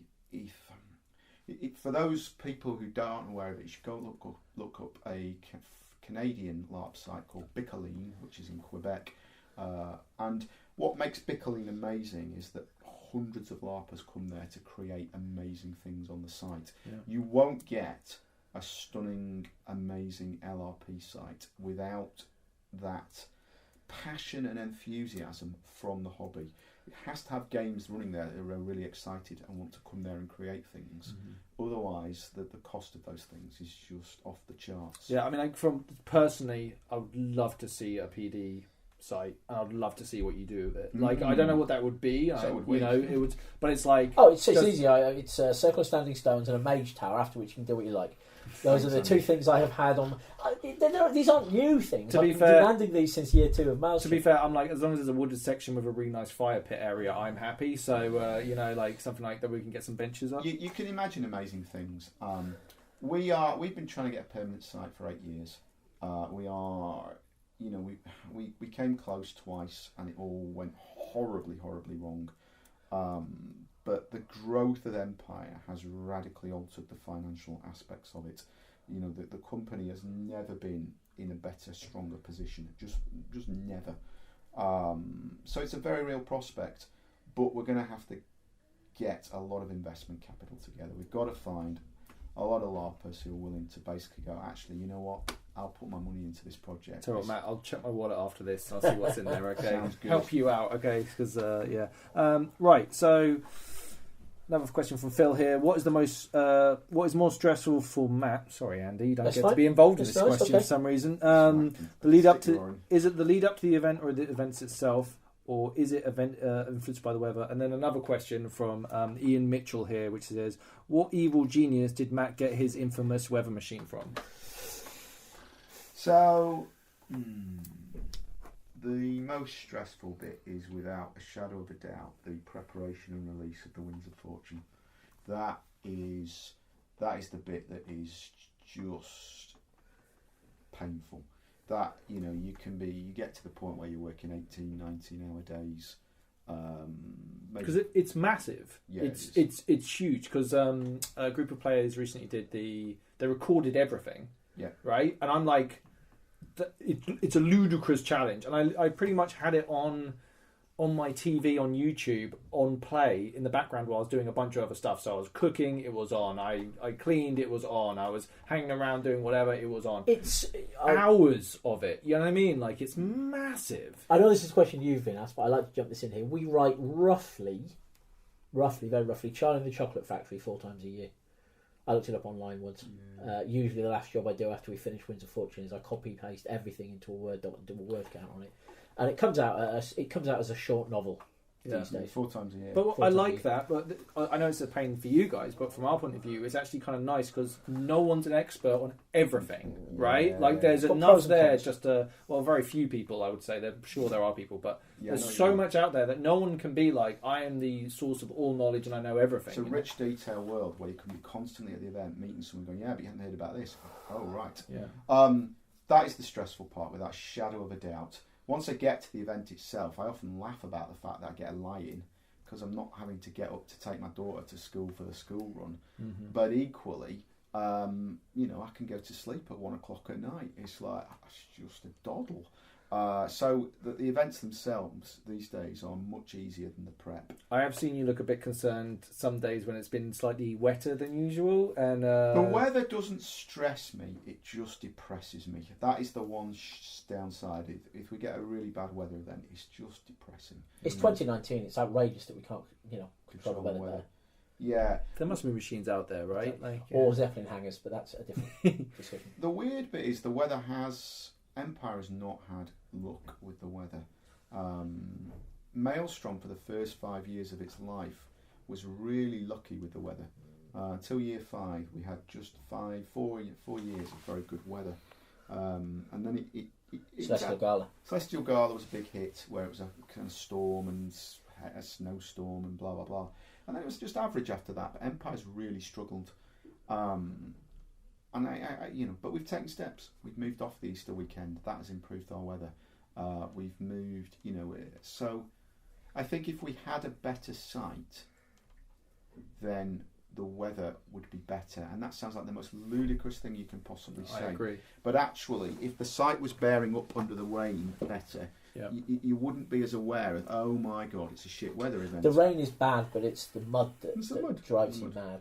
Well, it's Yeah, watching the some of the crew going around and fixing those drainage trenches. Yeah. Like I can't remember, is E1 they struggled at our first event, and then the next time it happened again, you could see them and they had a whole battle plan. They'd learned a lot from the previous one. But I can imagine a permanent site, you'll be able to have really nice drainage runoff and have a whole bunch of opportunities to do that. Also a parking area that you could probably manage more than the field, right? Exactly.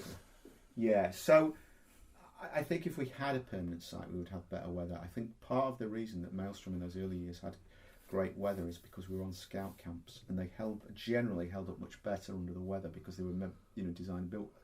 So we got bad weather once we moved on to farmers' fields, and effectively people don't really think about it, but actually the reason Empire has bad weather is because we're on farmers' fields. Yeah. And they just don't cope with the weather as well as a proper campsite would. So if we had a proper campsite, if we had a proper site, we would get better weather. So yes, I have. Where did I get that bad weather from? Well, unfortunately, I got that bad weather by doing a deal with the devil for a site. Yeah. Yeah. We've all been there. We've all been there. I said I want to have the most successful LARP podcast in the world, and Yep. I thought great, and here I am now. You know what I mean? It's hopefully it's all worth it. So Your soul is a simple price to pay. yeah. I've never really had much use for it anyway, You so can- it's not like a huge issue. You can always get a rebate if you get buyer's remorse. It's fine. Yeah. I thought I got a good deal out of it, to be fair. But right, Andy, here's a question for you. Okay. Phil again says, what influences Andy when he is down the plot mines?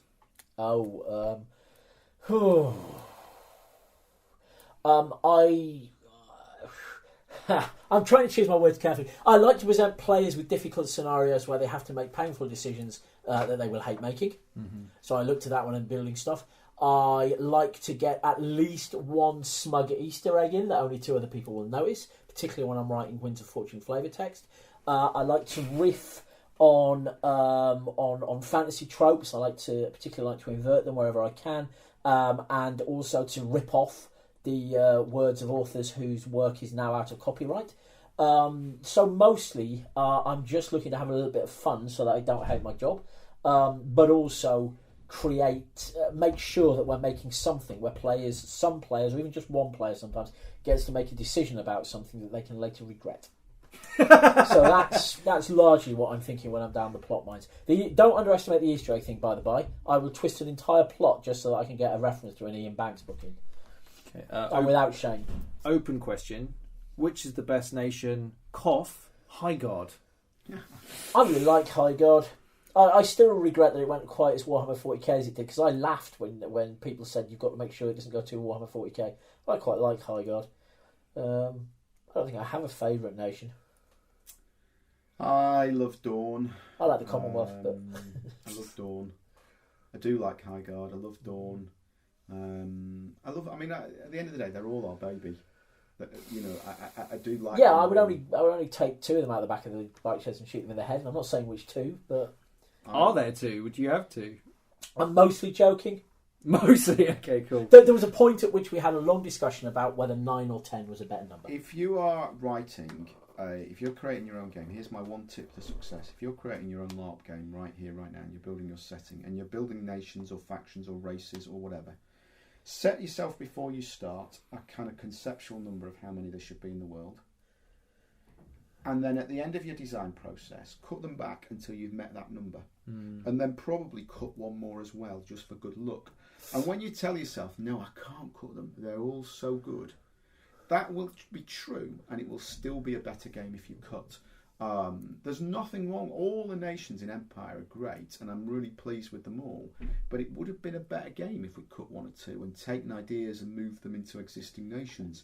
Just because it's like jam that you're spreading on the toast, and it's like you just, you know, if you bunch the cool up, there's more cool in any given nation. Yeah, it's interesting how similar that is to other creative pursuits. You end up having to cut deep into stuff that you care about just to make it concise and engaging, right? Like sometimes you can waffle on too much and it becomes so muddied, you know. And then my tip would be, you know, if you learn how to do that, get in touch and tell me how that's done. Because we to be fair, I think Empire is tighter and more concise than Maelstrom was, which had about 30 different affiliations you could belong to. 25 different and factions, but we at allegiances. Empire managed to get it down to 10. Yeah. It was 9 for quite a while, and then went to 10 at the very last minute. Yeah.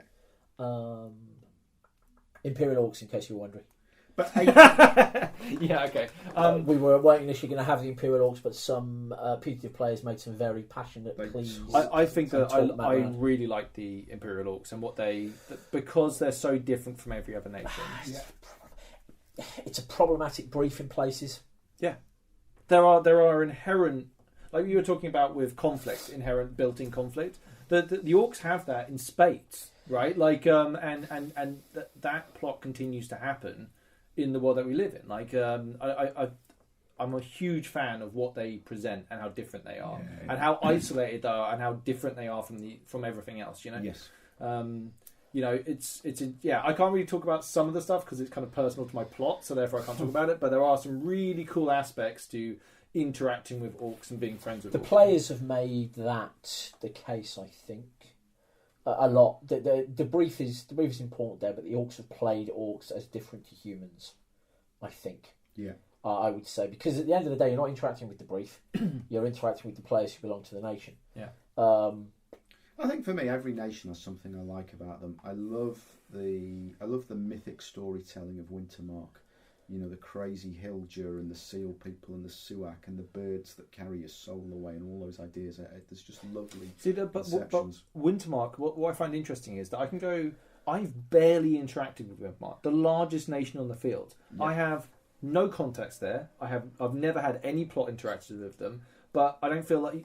So there's a whole world out there that I can go and experience, and it's one of my things this year is I want to make some Wintermark friends and try and get in there and kind of see what they're all up to, because there's everyone's got their own game because there's so much opportunity to do different things. There's lots of, you know, you can be busy mates with some Varushkans and have nothing to do with Brass Coast, for example. You know? Yeah. My point is, I suspect if I was coming to Empire fresh, I'd be like, oh, let's see if we can get a Dornish group together. I love romantic Arthurian stuff. I love the visuals. I love the high. There's enough difference in them that you could play 10 consecutive characters and have different feeling characters in games. I think. Yeah. I think there's enough blue water between the 10 nations that they about work. But if my mates were like, no, we're going here, I would just, any nation would, you know, there's no nation was like. There's a trivial little thing that cheered me up a little bit, which is when we were redoing the auras and the pre-skills. I think, is it the 10 Prides? Oh yes. The list of the 10 Prides was interesting to put together, trying to sum up what made each nation unique in a single word. So for Navarre, it's sacrifice, and that is the thing that this made-up author has said is the key thing to be proud of from each individual nation. And the fact we were able to knock those 10 together very quickly. I wouldn't choose that word. I would choose practical. No, because that's not something you're proud of in this context. It's about the national pride idea and whether, and how that worked. And the fact we were able to put that list of 10 together in sort of 15, 20 minutes. No, we're actually kind of running out of time, and we haven't really talked about religion at all. And I'm not going to do it now. We're going to leave. I'm going to leave that because I feel like we could talk about religion for a really long time. We did a podcast with Renner Robson on that one, which is on our podcast group. Oh, really? Wherever it is. Yeah. I'll go listen to it. I'm always plugging the Empire podcast. And I really feel like you can find it off the Empire wiki. Stop listening to this podcast and go and listen to that podcast. You know, it's very, very good. Matt's currently working on recording a load of new content as well for that. Yeah, I set a new podcast, but they're kind of conversations. Yeah, I love LARP. I love breaking it down and kicking holes in it and tipping it upside down and rifling through its pockets for change. So I just thought it would be really interesting to pick topics and things. And, this is all that we do on our podcast. It's literally just a vehicle to have a conversation, and fortunately, people enjoy listening to that. It's not, the design of the podcast isn't for people to listen to it. It's a byproduct. Do you know what I mean? It's Okay. So next question. Scott Anderson asks, "What's the difference between a guardian and a caliphate?" Thanks for Caliphate. Sorry. Cataphract. Thanks for your question, Scott. It's a great question.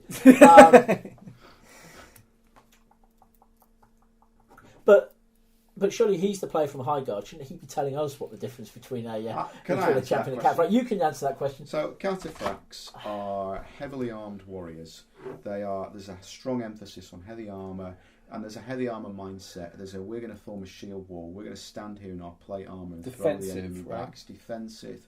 It's immovable. It's a rock. They have the historical descent which comes from the cavalry, and there's a wall-like mentality of like, we are going to hold the enemy back.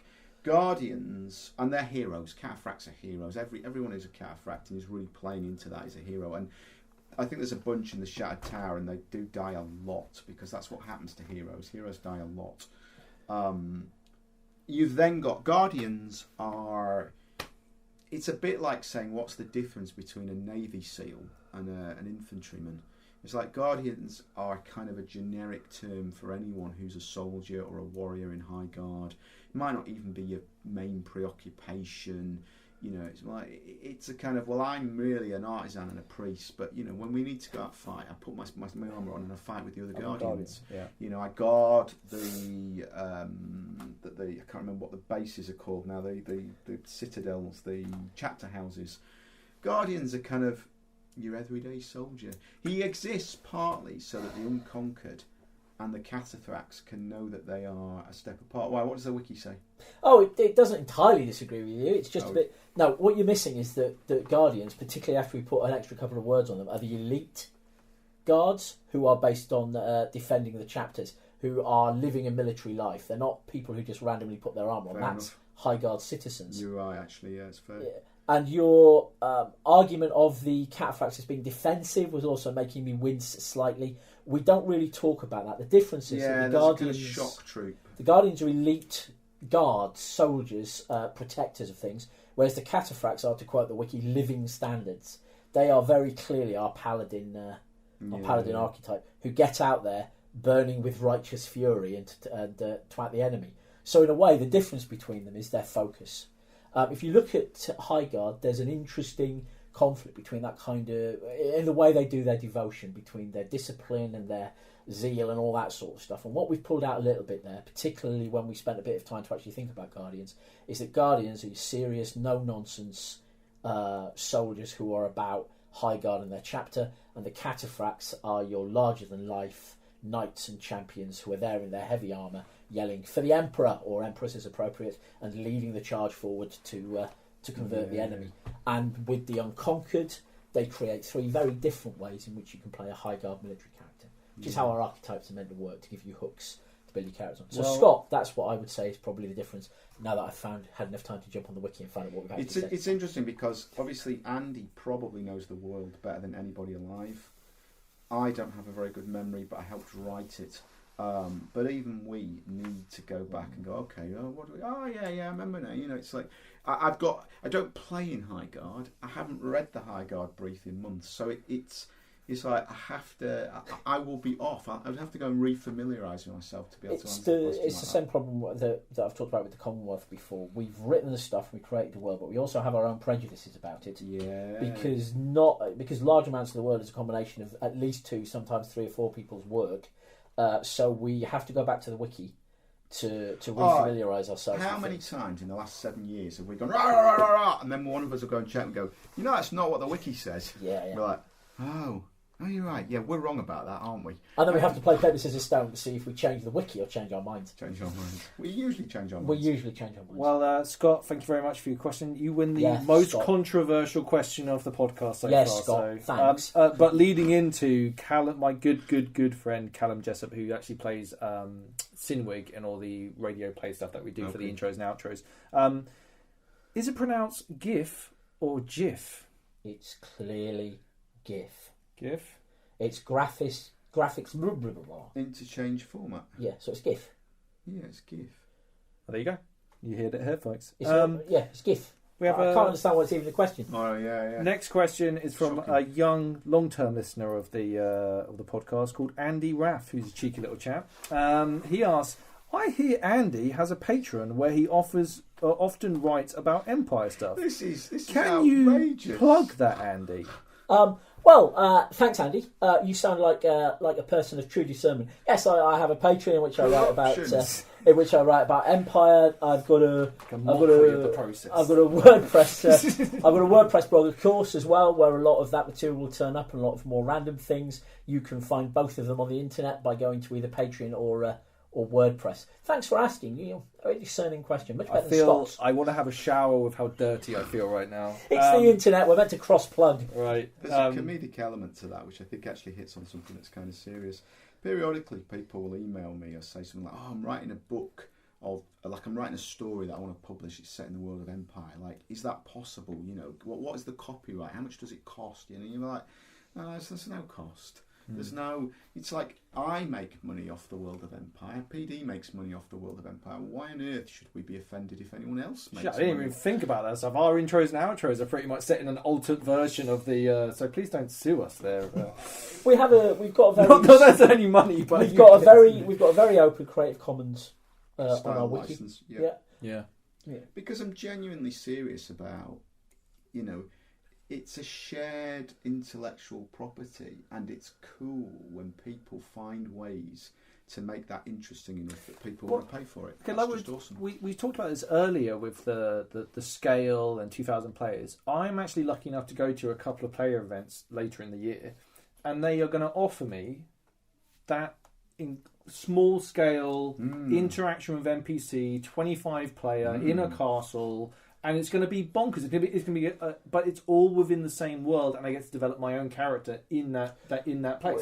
So it's like there are options to expand and learn. And we wrote some things into the brief with the solid intention that they would only be used at player events. I'm thinking specifically of High Guard's bathhouses.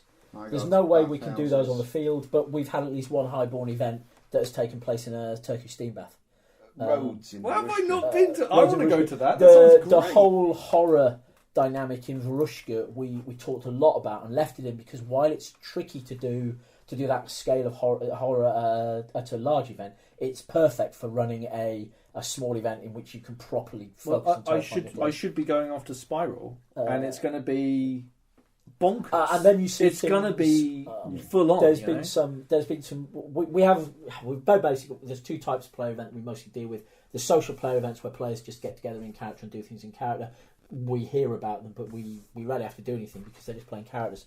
I think the most recent one was Chris Terry and his gang did Nemesis 2. They'll write a plot. Triage is another one. Dave Young's No Return, and they'll basically tell us what their plot is going to be, just like they were one of our plot writers, and we'll give them some development And advice we've and had things. crazy pitches for ideas. We've talked about like running a Utoon event where everyone plays a Utoon and I sits down still and wanna work do out that. what they're going to do about these terrible things the Empire have done. I remember That's Michelle really fun. Taylor pitched one in which the Eternal Elenrith kidnapped a load of people and did experiments on them, things like that. They're not things that we would run or could run at a large event, but I really like the fact that people are investing enough in our world to run their own cool events. And the setting was written with that in the corner, in the kind of back of their mind was like, we want detail in this world that will be fantastic for a small scale game. Yeah. It's not, because we wanted people to be able to... I'm so excited about attending them. I can't. It's because it's like I've experienced now like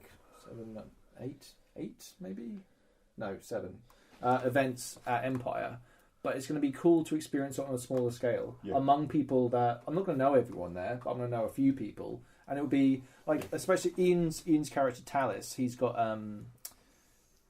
I think it's going to be really beneficial for him because there's certain parts of his character that are going to be really beneficial to be viewed under a tiny little... Yeah. Do you know what I mean? The pressure of a smaller situation. It's something that Matt touched on earlier. You get different types of experiences with different scales of games and different types of plays. I know. I think Renner and Busby ran an event for like 12 players, which was a deeply personal game of horror and guilt, and self-exploration and weirdness, utterly alien to the way that we do LARP. But I'm so pleased that they were able to set that in our world. In any way, shape, or form with Profound Decisions Empire. Everything to do with the shared world of Empire and the characters that live within it. I'm always really excited when people come to us and talk to us about a sanctioned event that is innovative, imaginative, that is aware of the size and scale of what it's doing and has been built a game around that, and is like Chris Terry's, where he does living sandbox events where effectively he goes, this is the map of the area and these are the forces that are present, and the players are going to spend 2 days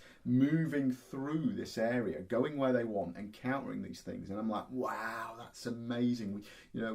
That's not an event or a game we can run. There's a load of cool things like that. Was it Tony Porteous and group who did Triage? Yes. Who did some beautiful things with our traumatic wounds, which are really difficult for us to duplicate on the 2,000 player scale, but just took the traumatic wound idea to another level and built a whole event for medics, of all things, around that idea of making the traumatic wounds more in depth and a major hook for the game. But occasionally we'll steal. I think the last battle, the players got out on the battlefield, and then there were all these people they had to triage to help, who had complicated chain of and there was all this kind of weirdness for the surgeons, and there was stuff they had to do, and some of them failed. Half the patients died because they couldn't solve the complex problems, the medical problems these people had.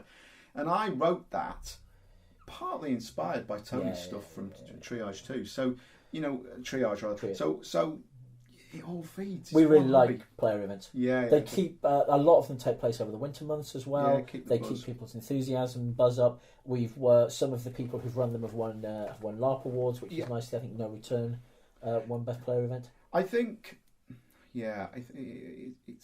I started my event running career by running sanctioned events for another large scale fantasy bank holiday system. It creates a great platform. You've got your audience, you've got your rule system, everybody knows the world, everybody knows the setting, everybody knows the characters. So 70% of your work is done for you, and you can concentrate on just the stuff you need for your event. So it's a wonderful way to get into LARP event running.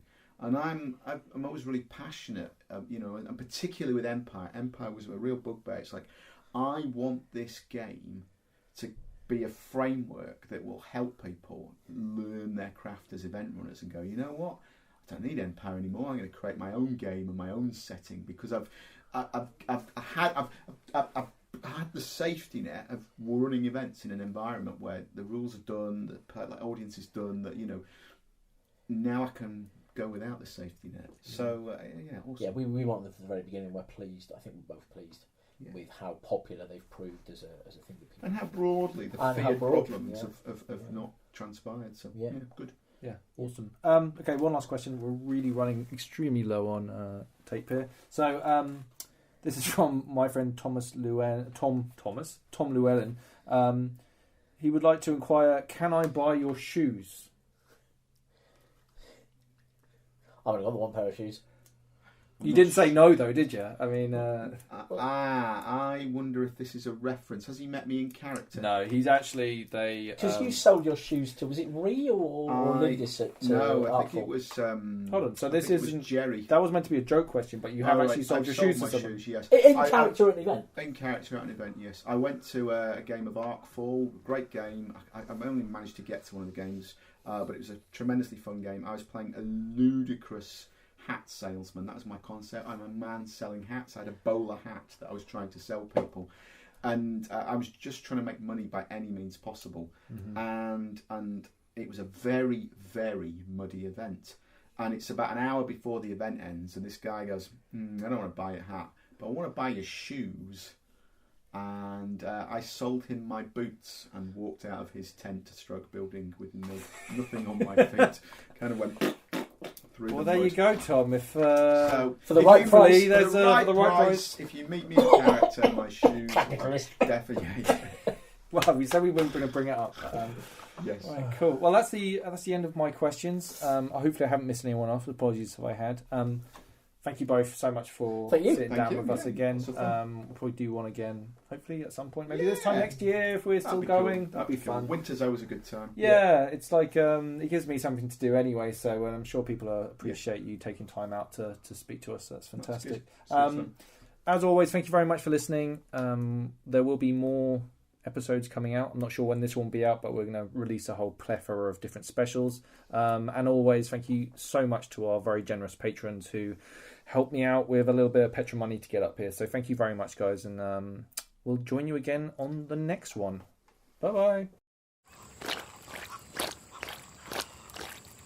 Right, this path is getting to be more swamp than path. We should try and source ourselves a boat before going any further. Those villagers might be able to help. Look what we have here, Beryl. More monster hunters, Mavis. Could be, Beryl, but these two look like they're more likely to catch a cold than a monster. Good day, ladies. We're looking to hire a boat. Well, you're shit out of luck. Practically everything that floats has been chartered, bought or stolen. Didn't know this part of the world attracted so many visitors. They don't usually, but since all the trouble in Two-Star and that reward that we're offered, we've had all sorts pass this way. Seems like every bloody warden, yeoman, fawn and knight errant in the Empire has passed this way of late.